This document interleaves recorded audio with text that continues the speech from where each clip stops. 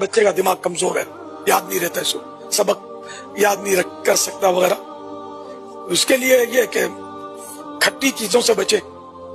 اور بھی کئی اس کی مطلب یعنی کہ صورتیں ہیں۔ چھوٹا بچہ ہوتا ہے یہ خود تو پڑھ نہیں سکتا، اس پر دم کرنے کا بھی طریقہ ہوتا ہے، میں وہ بھی عرض کرتا ہوں انشاءاللہ۔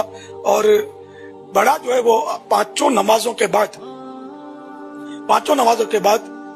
فرض سنتیں وغیرہ پڑھ کر یا عالم یا علیم یا حافظ یا حفیظ یا ناصر یا نصیر 5 بار یا 7 بار یا 11 بار پڑھ کر اپنے سینے پر دم کر دے۔